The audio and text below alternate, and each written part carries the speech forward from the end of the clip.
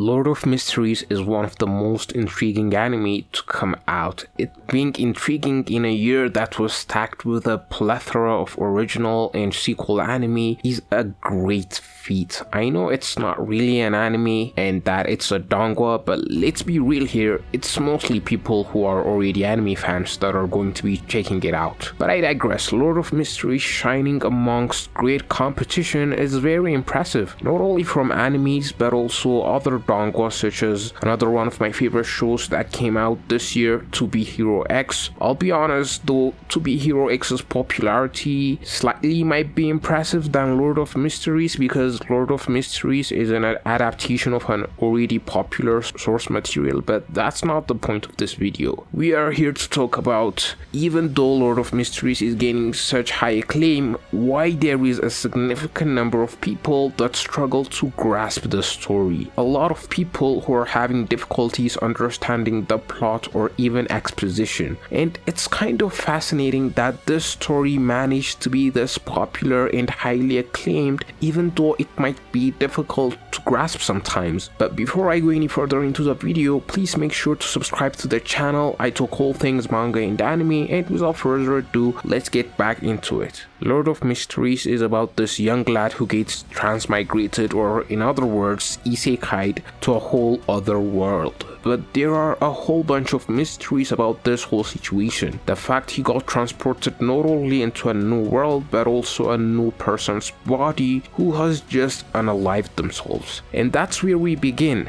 and from that point on it's about understanding this world he came into and also the person whose body he has occupied, that person being Klein Moriti. And from this point on it's about uncovering the various mysteries about himself and the world, such as the power system and many more. I guess it's no surprise why this donghua got this popular. The premise is so interesting. You've got a guy who got transported into a world inside a body of a person who had just unalived themselves. Why did Klein unalive himself? What are these beyond their powers, and how do you advance to the lower number stages? Who are our enemies? Who are our allies? And what is the deal with the Antigonus family's notebook? There are so many mysteries and fascinating things to look forward to, not to mention the god tier epic sound effects and gorgeous animation. Coupled with everything else, it pushes it into this clearly well thought out world, and this is especially good for me because I'm a sucker for stories with great world building. But even though there are a plethora of things to love about this show, the problem arises regardless, and that problem being that the story is difficult to grasp. And from what I hear, the manhwa is the same, but due to the anime cramming a lot into the episodes, the problem is exasperated,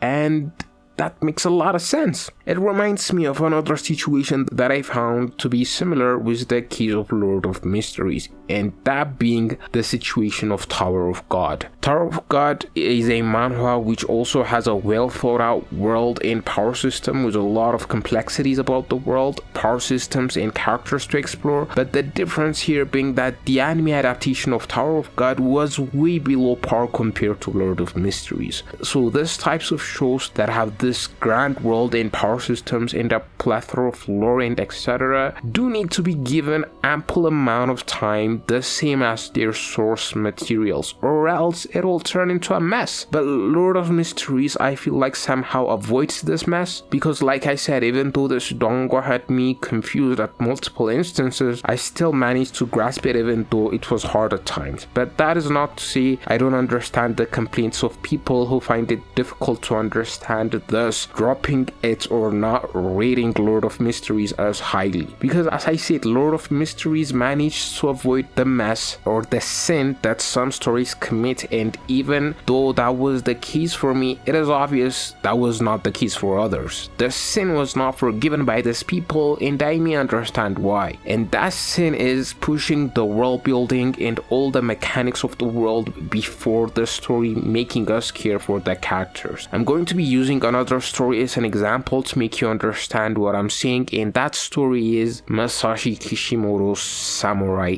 8. Masashi Kishimoto being the author of Naruto. After Masashi Kishimoto finished writing and drawing the manga of Naruto, he came back with a new story called Samurai 8. And Samurai 8 was a traditional shonen with an interesting premise, but unfortunately Masashi Kishimoto committed that sin as well, which resulted in Samurai 8 being cancelled. And that sin was putting the world building ahead instead of making us care for the characters. Because when you do this in a story, you're not giving your audience any reason to care for your story. Imagine had the first episode or chapter of Naruto started with explaining what the 5 great hidden villages are, how chakra works, and etc., without endearing us to Naruto first. It's when you first care for the characters that you care for the world they live in, and I feel like some people felt the same way about Lord of Mysteries. Some of those people who dropped Lord of Mysteries felt they were being bombarded with many mysteries without them not caring for Klein first, and the exposition heavy nature of the story didn't help them at all in my opinion, and I feel this is mainly due to the story being rushed. But I gotta say, I really respect the staff behind this donghua and their efforts to adapt the story properly, because it is not without reason that I and many others like this show. Besides the great soundtracks, sound effects, and animation, it is clear that the staff behind this donghua understand that the Lord of Mysteries story has too much to tell, so instead of every single episode being your traditional 20 minutes, some episodes are made to be 30 plus minutes so that they could tell the story properly. And I really appreciate this, because the Lord of Mysteries donghua could have easily become like the Tower of God anime.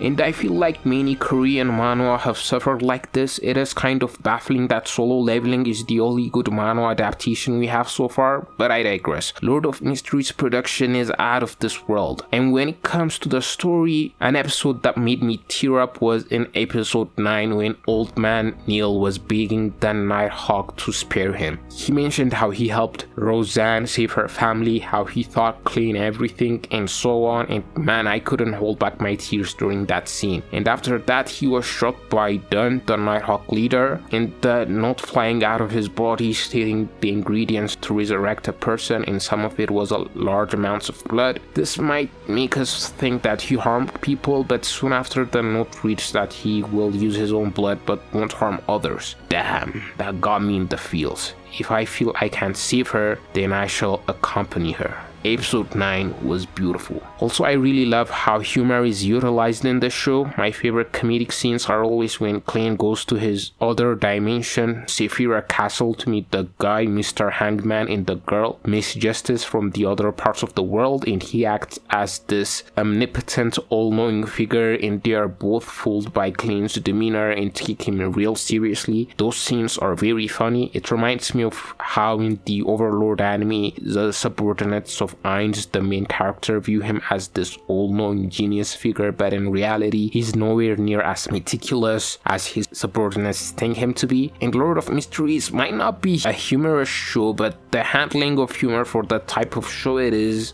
good in my opinion, because you still want to maintain the seriousness of the show, so it might be a little tricky when adding humor because it might look out of place. But I've got to be honest, even though Lord of Mysteries handles all of the things well, like emotional moments and humor, I kind of feel overwhelmed with the history of the world, the many pathways with Beyonders, and the many characters we're introduced to in a small space of time. And like I said before, these are the reasons that people struggle to understand this anime. Coupled with how fast-paced it is as well, it kinda becomes a chore to understand everything about the story. But for people who like lore and stories and in online discussions about stories, this could be the perfect show to watch for them, because you'll have a lot of content on it online, especially how since it has risen in popularity, so you could be immersed in this vast world. And Lord of Mysteries is definitely one of those shows, because there is a lot, I mean a lot, that happens in every single episode. So people may not like having to watch or read a supplementary material to understand the story, and I think that is understandable, but if you're into it, this might be a top 5 or a top 10 show. And I love the fact that the studio behind this donghua have a roadmap in how they'll adapt everything for the upcoming years, and like I said before, the staff behind this anime are not missing about, and it is kind of reassuring that the anime you like is being adopted by a studio that clearly cares for it, because look at what's happening to One Punch Man Season 3. It doesn't feel like the people behind that don't have any plan and what their strategy is, and it shows. So I won't take for granted in what we have in Lord of Mysteries. And for us Lord of Mysteries fans, we're going to be eating for the upcoming years. And for people who struggle to grasp some elements of the show, I suggest getting involved in the community and getting engaged in some Lord of Mysteries content, because it enhances the experience. It was the same for me with One Piece, because One Piece also has a massive world and a lot of things to keep track in your mind, and when you engage with One Piece content, you're more likely to enjoy it more, and the same goes for Lord of Mysteries, so I suggest doing that. If you've made it this far into the video, please consider subscribing, it would mean a lot. Also, don't forget to hit the like button, and with that said, see you guys in the next one.